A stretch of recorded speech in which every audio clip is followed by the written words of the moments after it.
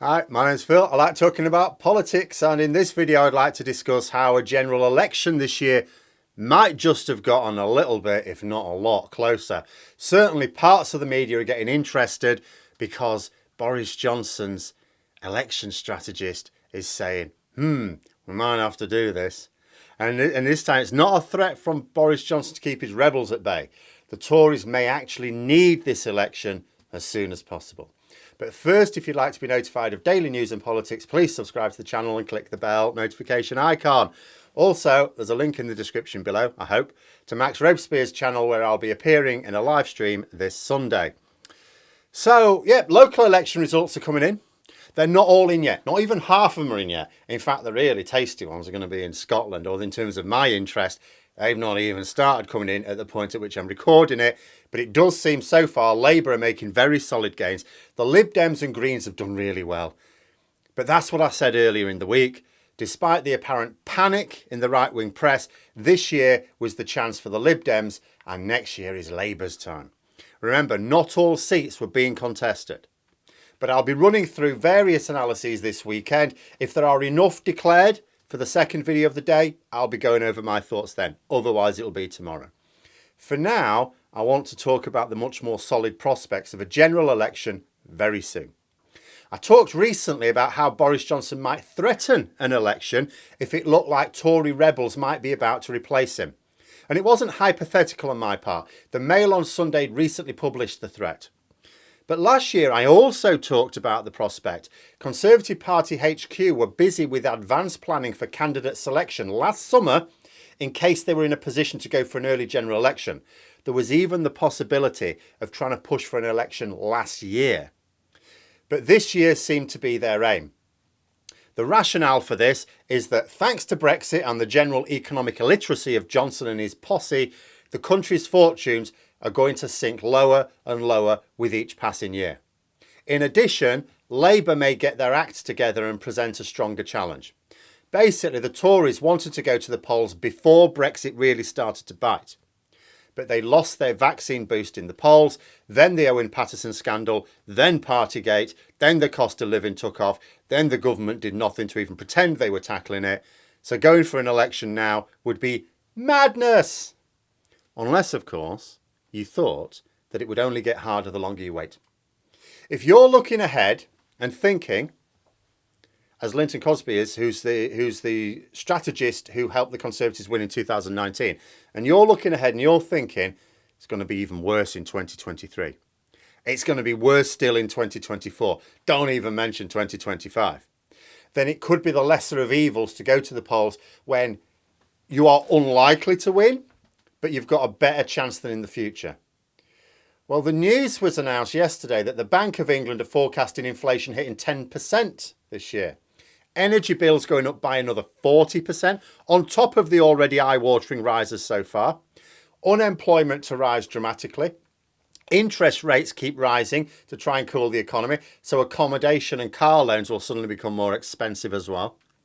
Although it was good of the Daily Mail to actually put some news on their front page for the first time in, God knows how long, their advice for the looming crisis on top of crisis was to spend £4,000 on cosmetic surgery that you don't even need. Best money you'll ever spend is the implication. But make sure you take the advice of Cabinet Minister George Useless and go for the value option. Don't go for the branded cosmetic surgery. That'll be silly. But anyway, back to the point. The local election results, which I'll be talking more over the next few days as appropriate, showed losses for the Conservatives, yes. Labour made some very good gains. Some very good. This included the prize of Westminster. Never been Labour. As well as some others that haven't been Labour for decades. This'll sting the Conservatives. But from a general election point of view, that's London. Labour have made great gains in London. I'll talk more about the reasons for that in the video when I do my analysis. But the focus isn't London for a general election. It's the north of England, really. The headline figures don't look great for Labour. They're okay, nothing to panic over. They've made gains. They've made losses as well. They haven't made losses that some predicted, which is a gain, I suppose. But that being said, should be remembered, Labour did well in these seats in 2018. They were hurting parts of London. So it was London and Scotland, arguably, where they were trying to make their gains this year. The rest of the country hadn't yet flipped over Brexit, so Labour could still count on a lot of support in some of these other areas and then supplement it with dissatisfaction with the Tory government. So like I said earlier this week, this wasn't going to be the local election where Labour came out of it triumphant. I haven't seen the full results yet. They've not been returned. But so far, it is actually looking really good for Labour and in line with the sensible predictions. But it's not going to light the world on fire. Next year's local elections are in the areas that Labour need to focus on for the general election. But the Tories are looking at these results this week and thinking, well, Labour aren't yet firing the imagination of the public. Yes, people are pissed off with us, but many are not yet convinced that the solution is Labour. Their strategists know that the risk is that in a year's time, people think differently. Not only that the Conservatives are unfit, which they already now agree, but that Labour will make things better. After all, Labour do have plans now. They actually have policies. You may be forgiven for not realising it's because most people don't know about them. Labour need to sort that out. Do the Tories really want to risk giving the public more time to find out what Labour's policies are? And can they risk going through another period of the cost of essentials, this is essentials, rising again this year? By a lot. If they thought they would get the economy back under control before the end of 2024, then they'd chance it. They'd think, well, let's push through this and then, hail economic triumphs for the next election, because they don't have to hold it until technically January 2025. Even then it would be risky, because consider that John Major shit the bed with Black Wednesday in 1992. That was only a few months after he won a convincing election. He actually got the economy back on track before the 97 election, but it was too late. He dropped a bollock and people stopped trusting him with the economy after that. The Conservatives are risking the same issue right now, only because two of the major factors behind our economic woes are Brexit and the government's refusal to share the load with, say, taxes on corporations and more money for those with the least. There's no prospect for the economy recovering for the end of 2024. They know that. They know they're not in government. They know that they're robbers raiding the nation's coffers. It's a trolley dash. It's trying to get as much in your trolley as you can before you get kicked out of power. That's what this current government is. They're aware of that. And they're aware of what they're doing. And what's more, the more intelligent of them are aware of the consequences too. There is now very serious talk that the government could trigger a general election this year. Not because the current polling suggests it's a good time. It's not, it's a disastrous time. But because economic forecasts tell them there will not be a better time.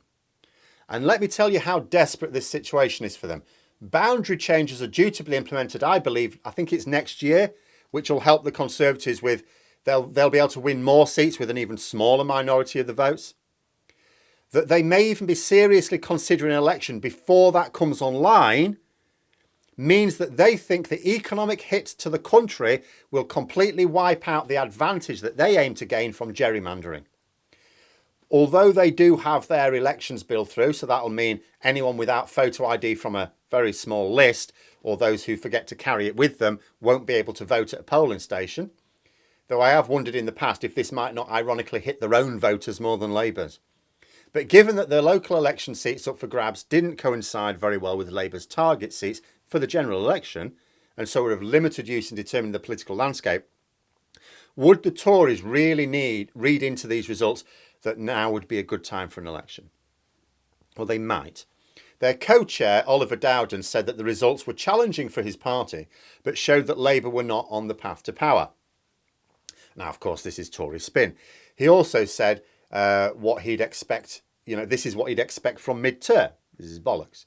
As I've explained in the past, these seats were up in 2018. The Tories were in power then as well. Any seats that they were likely to lose as a result of just being the party in power mid-term would have been lost in 2018. Like, once you've lost a seat, you can't lose it again until you gain it back. So that's a load of crap. By the time a party's been in power for 12 years, it's already taken a lot of local election losses. But although these results seem to be in line with the sensible predictions and are undoubtedly good news for Labour, there is the issue of vote share. Now, again, I want to talk about this more when all the results are in. But if the results were as they were, but Labour were increasing their vote share, that would be much more worrying for the Tories. And I remind people that not all the results are out as I record this. Labour, at the moment, with only a third of those returned, bear in mind this is only a third returned at the point I'm recording this, don't seem to have increased their vote share. So with these particular council elections, Labour's vote share is only basically on par with 2018, maybe slightly above, maybe slightly below. The Conservatives' vote share is well down. And a first past the post general election doesn't need you to increase your vote share if your opponent loses it. Case in point, Boris Johnson only got about 250,000, maybe 300,000 more votes than Theresa May. She lost a majority. Johnson won the biggest majority for the Tories in decades. There wasn't much difference in the number of votes. The difference was largely Labour losing about 2 million votes. But like I say, if the Tories are looking at these results, then looking at the economic forecast for the next few years, they'll be thinking, this could have gone a lot worse. Maybe we need to chance our arm. The news will be full of the major scalps that Labour have taken this week, but a lot of them are not really in those crucial battlegrounds for the general election. So it may be on. And it may not even be a stupid decision for the Conservatives as much as it would look like it. Because win, and they're safe for 5 more years. And Labour will be in disarray again. Lose, and they probably won't lose that badly. Not as badly as if they left it another year or two. Labour may only be able to form a weak government. That is not a great position to have to clear up 12 years of Tory shit stains all over the country. And for Johnson personally, it'll force the Tories to rally behind him when they may well have other plans right now. But that might be a case of who strikes first. If the letters start flooding in, Johnson may find he's got no more time to act. I suspect there will be a lot of conversations between the whips and Tory MPs this weekend before anyone does anything hasty. But those are my initial thoughts. Let me know yours in the comments below. Hope you found the video interesting. If you did, please click the like button. Maybe even click the join button if you'd be interested in memberships. Until next time, I'll see you later.